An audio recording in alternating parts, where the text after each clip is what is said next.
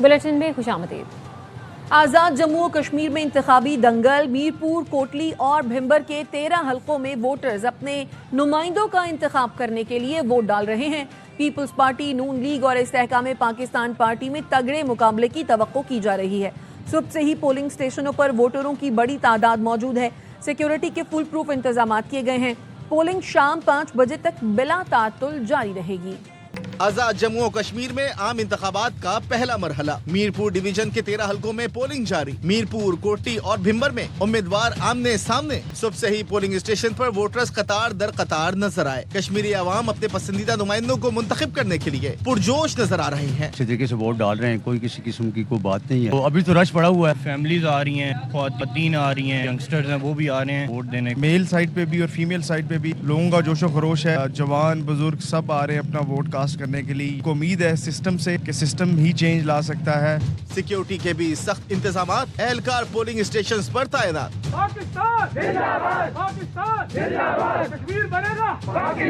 Peacefully polling जो है वो जारी है। 3 लेयर्स में हमने सिक्योरिटी लगाई। बड़ी तादाद में जो है वो लोग वोट डालने के लिए निकले हैं। 22,000 के करीब जो सिक्योरिटी फोर्सेज उनका हमने डिप्लाई किया। लोग बड़ी आजादी से अपना हक राय इस्तेमाल कर रहे हैं। अभी तक कोई भी ऐसा इंसिडेंट रिपोर्ट नहीं हुआ। पीपल्स पार्टी, मुस्लिम लीग नून और IPP में तगड़े मुकाबले की तवक्को है। पोलिंग का अमल बिला तातुल शाम 5 बजे तक जारी रहेगा। तमाम तर सिक्योरिटी फोर्सेस जो हैं वो पोलिंग स्टेशंस पर होंगी। क्विक रिस्पांस फोर्स भी मौजूद होगी। लोग खलल डालने की कोशिश करेंगे, उनसे आईनी हाथों से निपटा जाएगा। मीरपुर डिवीजन में रजिस्टर्ड वोटर्स की तादाद 14,01,439 है, जिसमें मर्द वोटर्स 7,25,118 और खवातीन वोटर्स की तादाद 6,75,628 है। इंतखाबी अमल के लिए 2,454 पोलिंग स्टेशन कायम किए गए। जिला मीरपुर के 4 हलकों में 597, जिला कोटली के 6 हलकों में 117 और जिला भिंबर के 3 हलकों में 608 पोलिंग स्टेशन बनाए गए हैं। किसी को शरपसंदी की इजाजत नहीं। कहीं कुछ होता है तो क्विक रिस्पांस फोर्स फौरी एक्शन लेती है। IG आज़ाद कश्मीर लियाकत अली का कहना है, पुलिस इंतखाबी इलाकों में क़याम अमन यकीनी बना रही है। इलेक्शन का दूसरा और तीसरा फेज भी पुरअमन होगा।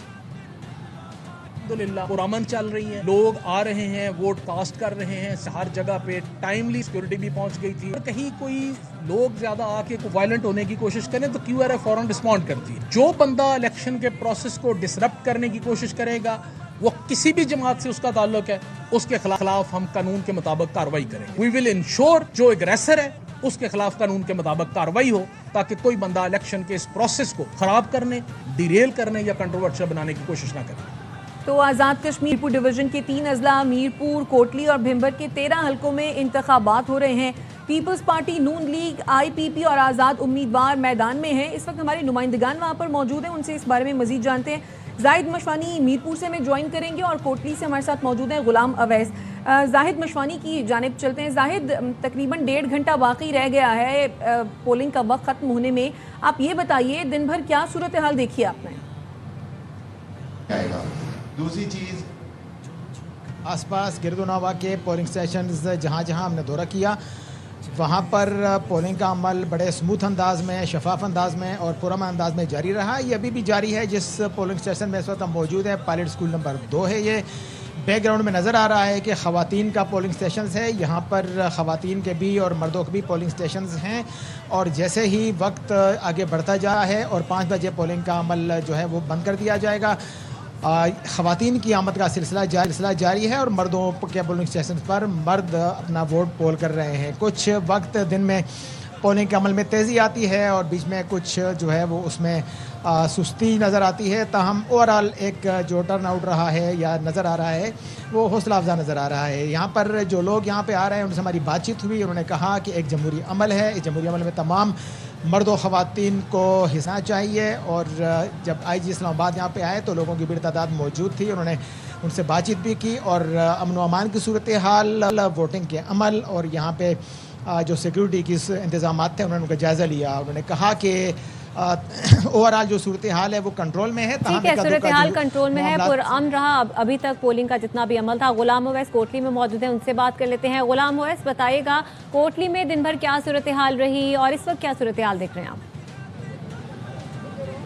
जी, ओवरऑल ज़िला कोटली की बात की जाए तो ज़िला कोटली की 6 नशिस्तों पर पोलिंग का अमल जारी है और अभी तक कोई बड़ा नाखुशगवार वाक़या पेश नहीं आया है। कोटली सिटी की बात की जाए तो यहाँ पर भी पुरअमन अंदाज से पोलिंग का जो सिलसिला है वो जारी है। तकरीबन 1.5 घंटे का वक्त बाकी है पोलिंग ख़त्म होने में और 5 बजे पोलिंग का ये सिलसिला ख़त्म हो जाएगा। ओवरऑल अगर ज़िला कोटली के दिगर जो स्टेशंस हैं, दिगर जो हल्के हैं, उनकी बात की जाए तो कुछ हल्कों पर नाखुशगवार वाक़यात पेश आए हैं, मामूली तलखियाँ हुई हैं और पीपल्स पार्टी ने बाद जगहों पे इल्ज़ामात आयद किए हैं कि कहीं पे उनके साथ धांधली हो रही है या मुदाखलत की जा रही है। लोकल जो स्टेशन है वहाँ पे कुछ मसाइल पेश आ रहे हैं और पीपल्स पार्टी और नून लीग के दरमियान ही ज़्यादातर मुकाबला देखने को मिल रहा है।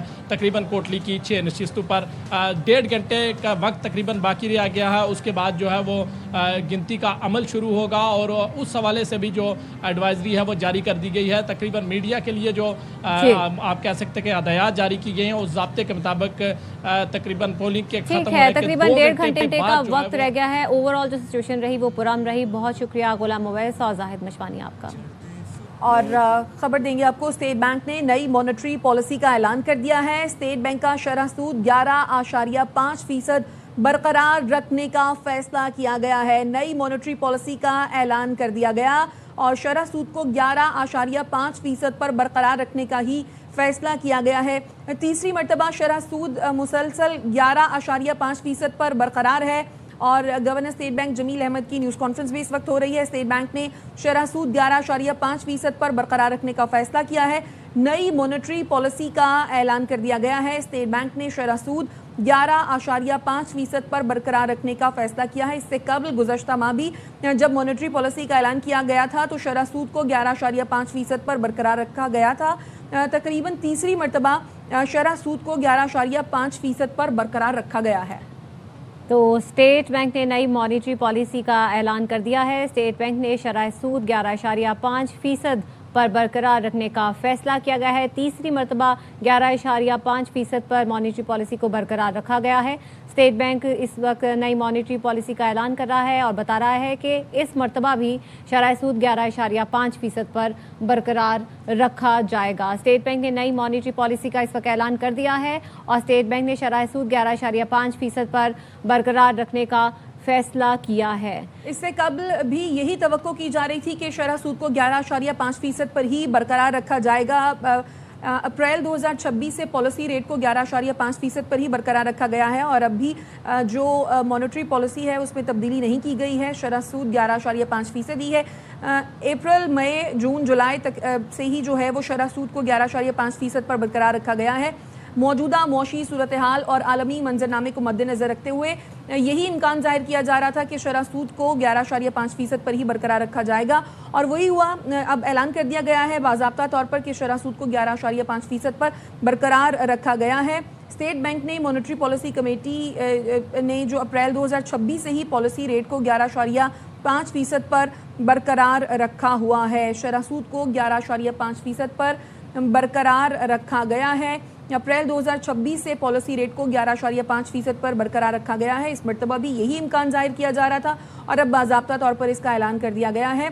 शरह सूद को 11.5% पर बरकरार रखा गया है। मरकज़ी बैंक की जानिब से शरह सूद को 11.5% पर बरकरार रखा गया है। अप्रैल 2026 से ही पॉलिसी रेट को 11.5% पर बरकरार रखा हुआ है। यही तवक्को की जा रही थी आलमी कशीदगी के सबब, तेल की बढ़ती हुई कीमतों के सबब के पॉलिसी रेट में रद्दोबदल ना किया जाए और यही इम्कान जाहिर किया जा रहा था कि आलमी कशीदगी की वजह से और जिस तरह से ऑयल प्राइसेस मार्केट में बढ़ती जा रही हैं इसके सबब जो पॉलिसी रेट है उसको तब्दील ना किया जाए और अप्रैल 2026 से लेकर अब तक पॉलिसी रेट 11% पर बरकरार है। हिजबुल्लाह की हिमायत स्ट्रेटेजिक पॉलिसी है, ख़त्म नहीं होगी। हिजबुल्लाह के सेक्रेटरी जनरल नईम कासिम ने ईरानी सुप्रीम लीडर मुश्तबा खामनाई का ख़त शेयर कर दिया। हिजबुल्लाह के शेयर करदा ख़त में मुश्तबा खामनाई ने कहा कि अमरीका ईरान मफाहमत की पहली शर्त लेबनान के इलाकाई सालमियत का तहफ़्फ़ुज़ है। लेबनानी सरज़मीन से इसराइल का मुकम्मल और गैर मशरूत इनखला शर्त है। मुश्तबा खामनाई से मंसूब ख़त में हिजबुल्लाह को इसराइल के खिलाफ जिहादी गिरोहों की सफ़े अव्वल करार दिया। मुश्तबा खामनाई के ससुर ग़ुलाम अली हदाद आदिल का कहना है मुश्तबा खामनाई फ़िलहाल कुछ वजूहात की बिना पर किसी शख्स या इदारे के साथ राब्ते में नहीं है। मज़ीद खबरें ब्रेक के बाद साथ रहिए। तो आज़ाद जम्मू कश्मीर में इंतखाबी दंगल सज गया है। मीरपुर, कोटली और भिंबर के 13 हलकों में वोटर्स अपने नुमाइंदों का इंतखाब करेंगे। पीपल्स पार्टी, नून लीग और इस्तेहकाम पाकिस्तान पार्टी में तगड़े मुकाबले की तवक्को की जा रही है। सुबह से ही पोलिंग स्टेशन पर वोटर्स का रश है। पोलिंग शाम 5 बजे तक बिला तातुल जारी रहेगी। तो आज़ाद जम्मू कश्मीर में इंतखाबी दंगल सज चुका है। मीरपुर, कोटली और भिंबर के 13 हलकों में वोटर्स अपने नुमाइंदों का इंतखाब करेंगे। पाकिस्तान पीपल्स पार्टी के सीनियर रहनुमा कमर जमान कायरा साहब हमारे साथ मौजूद है। कमर जमान कायरा साहब, बहुत शुक्रिया वक्त देने के लिए। इंतखाबी दंगल सज चुका है, आपसे आपका कमेंट लेना चाहेंगे। कोई ऐसे तहफ़्फ़ुज़ात जो अभी तक आपके सामने आए हैं? देखिए, अभी सुबह का आगाज जो था वो बड़ा स्मूथ रहा। पहले क्योंकि आज़ाद कश्मीर के हालात ऐसे रहे तो थोड़े से झिझक का मुजाहरा भी लोगों ने किया होगा। अब दिन में इलेक्शन का अमल जो है वो तेजी से जारी है। जनरली रिपोर्ट यही है कि बड़ा पुरअमन तरीके से अभी तक जारी है। और सुबह के वक्त में मुस्लिम लीग की तरफ से एक हंगामा करने की कोशिश की गई, ऐसे ही चाय की प्याली में तूफान उठा के। हम पे इल्ज़ाम लगाया गया कि कुछ पोलिंग स्टेशन 2 हैं कोटली के, जहाँ के प्रिजाइडिंग अफसर जो हैं वो किसी प्राइवेट घर में बैग लेके चले गए हैं। हालांकि वो घर हमारा नहीं था, वो पीटीआई का था, लेकिन हम पे, हमारे कैंडिडेट पे इल्ज़ाम लगाया गया और उसके ऊपर इतना हंगामा किया गया। और राना सनाउल्लाह साहब जैसे सीनियर लोग जो हैं कि इलेक्शन मुलतवी करें, फलां करें, उन दोनों प्रिजाइडिंग अफसरों को मुअत्तल करके उनका सामान लेके नया अमला भेज के पोलिंग शुरू हो गई। देखना यह है कि जब वो सामान लिया गया उनसे तो क्या वो बैग इंटैक्ट थे? हाँ, वो तो मीडिया दिखा रहा है कि बैग इंटैक्ट और सील्ड पड़े थे। होता क्या है मुझे नहीं है वो पीटीआई के घर क्यों गए, वो उनको अपनी सलाह मिले। लेकिन नॉर्मली ये होता है कि दूर दराज के देही इलाके होते हैं, ये जिस तरह पहाड़ी इलाके हैं, प्रिजाइडिंग अमला जो होता है वो दूर दराज से आता है, लोकल तो लगाते नहीं। अब जो दूर से आया अमला होता है उनके पास कोई रहने की वहाँ स्कूल में जगह नहीं होती या हॉस्पिटल में, उनके खाने का कोई इंतजाम नहीं होता। तो नॉर्मली ये हमारे इलाकों में भी होता है, सबको पता है इसका, कि उन देहात के जो कुछ लोग होते हैं जहाँ अपनी रवायत के मुताबिक लोग मेहमानदारी करते हैं, वो लोग उनको खाने के लिए या कोई बिस्तर या कोई चारपाई या इधर आके डेरे पे लेट जाओ और सुबह जाके अपना काम करो। जो लोग नजदीक से होते हैं वो आ जाते हैं। अगर वो लोग कहीं गए तो जिस पे हंगामा करने की जरूरत थी, क्या वो बैग खुले हुए थे, क्या किसी जगह पे कोई मोहर लगी थी? और अगर उन्होंने जाके किसी के घर में रात गुजारी है, जो कि हमारा घर नहीं है, पीपल्स पार्टी वालों का घर नहीं है, तो उस पर इतना हंगामा, ये बेसिकली बौखलाहट है। ये समझ कि उन्होंने इलेक्शन को, हमें पता है, उन्हें लोगों के मूड का पता है, इसीलिए ये जो मरहला वार इलेक्शन है इसलिए कराए जा रहे हैं कि वो मूड से बचना चाहते हैं, लोगों के उस खौफ से। लिहाजा इंशाल्लाह वो जो भी कर लें, पीपल्स पार्टी फातेह के तौर पे कश्मीर की हमेशा ट्रेडिशनल पार्टी थी, कश्मीर की खिदमत हमने की है। ये आज इलेक्शन के 4 दिन पहले आके आप 10 बसें दे के लोगों को नहीं खरीद सकते, आप 4 मोबाइल अस्पताल दे के लोगों को नहीं खरीद सकते, आप 200 लैपटॉप बांट के लोगों को नहीं खरीद सकते। लोगों के जमीन खरीदने की बजाय लोगों की खिदमत करनी होती तो साल पहले की होती या महीना ठहर के कर लेते। इलेक्शन के मौके पे सौदेबाजी ना करते तो ज्यादा बेहतर होता। बहुत शुक्रिया रहनुमा पीपल्स पार्टी कमर जमान कायरा साहब हमारे साथ मौजूद। अब तक इतना ही, देखते रहिए ARY न्यूज़।